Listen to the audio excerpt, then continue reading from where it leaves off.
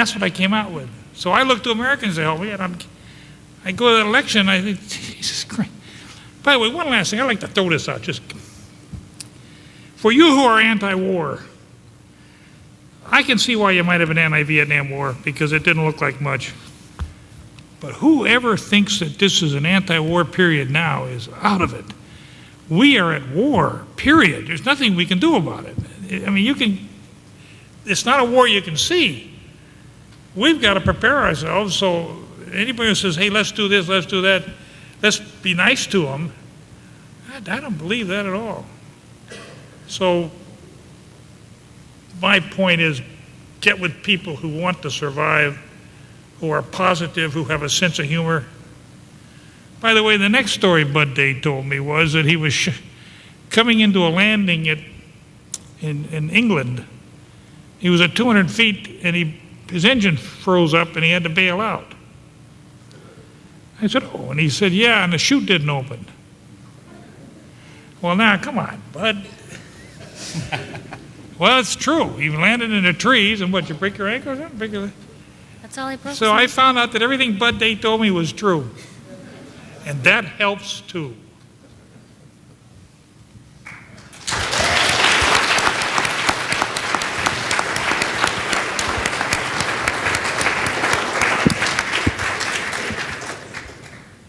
Last question I'm going to ask, and then we're going to open the floor to questions, as I'm sure many of you have some. I'm going to direct at General Meckenbauer. I'm hoping he won't get too political, but I'm wondering how you personally, and perhaps you can speak for the group, how you feel about the controversy surrounding the treatment of our detainees at Guantanamo Bay. For that matter, how do you feel about the comparisons between the war in Iraq and the Vietnam War? Tony, I thought we had this discussion last night. Tony and I had dinner last night with Taylor and Bud and Doris and Taylor's boyfriend, and we kind of decided, this really is something that a military officer doesn't really have the privilege of having an opinion to express. Not that we're apolitical when you put the uniform on, but, I don't care if it's a Democrat or Republican or Libertarian or whatever, who's our commander-in-chief.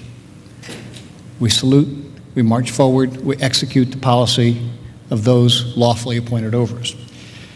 Now, having said that, as I look at this question, I think that the only thing that can really properly be said was said by Captain Fellows in a little different way. The men and women who are out there fighting the war now, whether it's at Guantanamo Bay, whether it's in Iraq, Afghanistan, in a ship off the shore, or any one of those stands that we never even knew existed until a few years ago, or flying over the nation's capital, deserve nothing but our greatest respect and support. And having been part of the Guantanamo detainee movement, I was assigned, I had the privilege of being the oldest guy in the Air Force, still flying airplanes at age 62 when I retired a couple years ago. The unit to which I was assigned for flying as an attached pilot moved all the guys from Iraq to Guantanamo Bay. I can tell you right now, for every person who was in the back of that airplane with handcuffs and hoods on their head, there were 2 Americans whose mission it was to make sure if anything went wrong, they got off the airplane. They, the detainee. So the legal status of the fellows down in Guantanamo are not mine as a military officer to question, but I can tell you honestly, they're being very well treated. And it's like all the things you see in the press about how bad things are going in Iraq. In 90% of Iraq, outside 25 miles of Baghdad, it's safer than downtown D.C. after 10 o'clock at night. All I have to do is talk to the young men and women, some of these Marines who are in town who have been there. It's so good. And as far as comparisons between the war in Iraq and the war in Vietnam, again, the military is an instrument of foreign policy, political will of this nation. And so if I have any opinion, it would be to encourage all Americans to lay aside your political opinions of the war and support the men and women who voluntarily join. We have a problem in the United States Army with too many people in country re-upping because they're so proud of what they're doing there and what they're accomplishing there.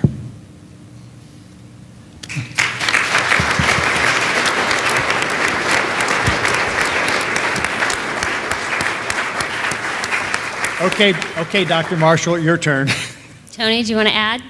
Just a little bit on that. As Ed said, probably the most demoralizing thing when you're in the middle of a war is the lack of support from back home.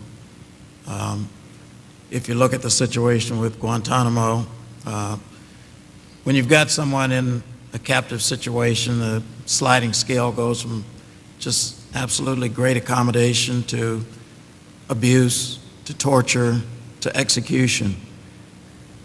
What you hear in the paper mostly is railing against someone putting underwear on someone's head or some other area that I would determine as abuse. Very little about folks that are beheading civilians who aren't even in there.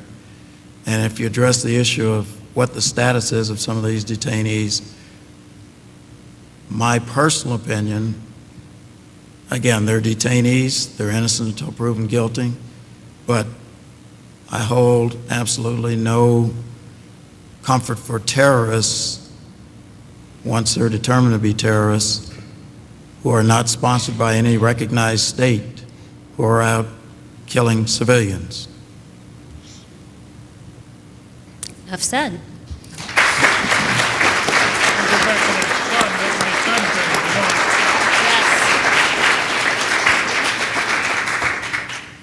Captain Fellows wanted to add one comment. When I got back, my kids had grown somehow. I don't know how they do this, but they were 2, 4, 6, and 8 when I left, and they were 9, 11, 13, and 15 when I came home. And I had a little runt of a son who wore one of those Eddie Bauer baseball caps that have the bill way, so I could never see his eyes. So we sat in the room, and the first thing my daughter did was to bring out a record of the new music, which terrorized me. Everybody sat around the room talking, and Tom didn't say anything. The young guy never said a word. And I said to Pat, "What's the matter with him? He seems awfully quiet." And she said, "Well, you're not home very long. Give him some time." So they all walked out first, and he sort of fiddled around. Then he came out and lifted up his head and said, "Dad, you're the greatest." I was home.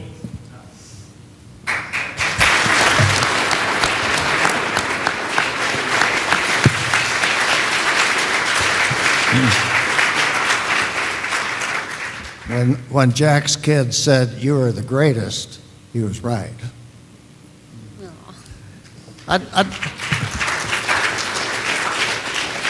know, I think one thing you ought to find interesting is I have 2 kids in the Air Force now, one in Airman First Class. That's right, I forgot to mention that. Who's going to go in the springtime. I got a daughter who goes to Talil, a tech sergeant in the Air Force in January. Jack's got kids and relatives who have been. Yes. Buzz got kids and Buzz going. And Tony Marshall down there has got a daughter who's 26, who couldn't be more proud of an adopted daughter. You know, it's what the next generation did after our experience. It says, boy, you know, we must have done something right.